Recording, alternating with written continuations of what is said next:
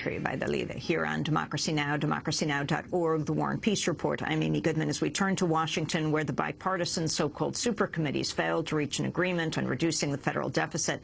On Monday, Democrats and Republicans abandoned their effort for a sweeping deal after 3 months of talks that failed to bridge deep divides over taxes and spending. The full Congress will now have a little over a year to come up with an alternative, a trigger of $1.2 trillion in automatic spending cuts over 10 years to military and domestic programs takes effect in 2013.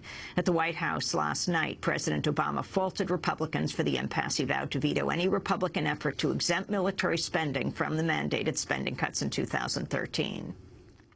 They continue to insist on protecting the $100 billion worth of tax cuts for the wealthiest 2% of Americans at any cost, even if it means reducing the deficit with deep cuts to things like education and medical research, even if it means deep cuts in Medicare.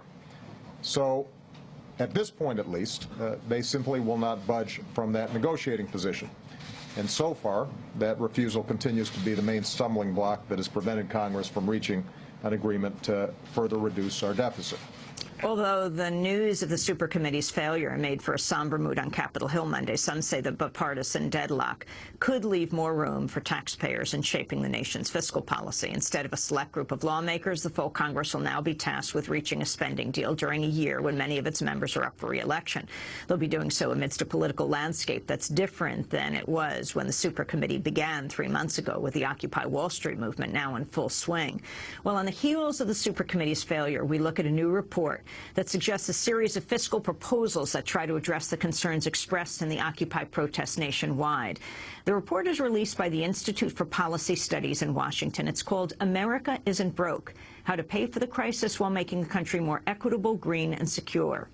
We turn now to Sarah Anderson. She is with the Institute for Policy Studies. Welcome to Democracy Now! Talk about the significance of this deadlock in Washington, the failure of the supercommittee, and why you think the country isn't broke, Sarah. Yes. Well, my guess is that over this Thanksgiving holiday, one thing families will not be giving thanks for is their effective representation in Congress. I think this has done even more to really lower opinions about Congress right now. But I'm hoping that as they regroup, that Democrats might decide to take advantage of this window between now and January 13th, when these automated cuts are supposed to go into effect, to really do what they should have been doing all along, which is working with their base to develop a much bolder vision for where they want the country to go, and to build a popular force around that. I think that's what's going to change the dynamic here. And our report is really focused on this. As you said, it's called America Isn't Broke. It reminds people that we're a rich country. We've just been spending too much money on war and handing out tax breaks to rich people and corporations. And we identify a number of fiscal reforms that could, as you said, create $824 billion in savings while making the country stronger, by making us more equitable, by having a cleaner environment and making us safer. And so, first of all, we tackle the problem of Wall Street and the wealthy not paying their fair share. For example, one of the proposals we recommend that's gaining a lot of traction, I think, among the general public is to put a very small tax on trades of stock and derivatives and bonds, a Wall Street tax that could raise a lot of money while also discouraging the kind of short-term, high-frequency trading that doesn't have any real social value and can make our markets less stable. Sarah, talk about how the media has framed what's happening in this country, the debt, and what you think is the most effective way to talk about it.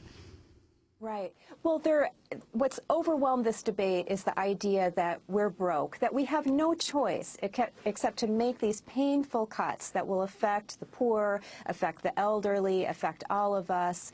And what people need to remember is that we are a rich country, and that this crisis is actually an opportunity to harness our abundant resources in ways that will position us better for the future.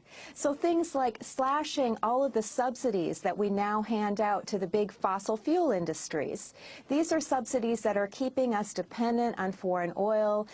If we remove those, companies will have more of an incentive to adopt new green technologies that can make us more competitive. And then on the war issue, the public opinion polls are showing the majority of Americans support ending the war in Afghanistan. We can save money by doing that and also eliminating all kinds of obsolete weapon systems, military bases that were developed during the Cold War era and really serve no real purpose anymore. So we have plenty of money in this country to not only deal with our deficit over the long term, but free up funds to put into real job creation now. And the issue of the environment as we move into this UN Global Summit that's taking place in Durban, South Africa, why this actually, the crisis of climate change costs this country money, as opposed to what is constantly being put forward that green solutions would cost the country at a time that we cannot afford this. Exactly. This is an issue I think the Super Committee completely ignored. All of the money that is now going into these perverse incentives to support the fossil fuel industry, making oil and gas artificially cheap. If these industries had to pay the full cost of the environmental harm caused by their products and services, they would have a much greater incentive to move into greener technologies. We're seeing other countries develop their own domestic industries to develop alternative energies, technologies. We're falling behind in that area. And again, to have a vision of our economy that is looking 20, 30 years down the road, if you do that, you see we need to invest now in ways that can not only create a lot of jobs and put people back to work, but also position America to be much more competitive and healthy down the road. So in the end, do you think that it's a good thing that this committee has gone down in super flames?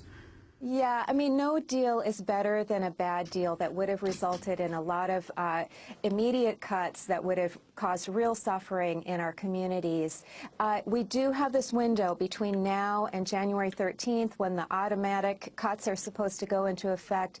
People should really redouble their efforts to push for a bold vision for this economy that would make us stronger, that would have a more equitable society, a healthier democracy. This is an opportunity to push that vision. And we're already seeing in the polls that the majority of Americans are for increasing taxes on the wealthy. That means a lot of Republicans out there disagree with the position of the people who are representing them in Congress. Sarah so this is a we real have to leave it opportunity there. to turn things around. I thank you so much for being with us as the Institute for Sure. Policy Studies. Back in 20 seconds.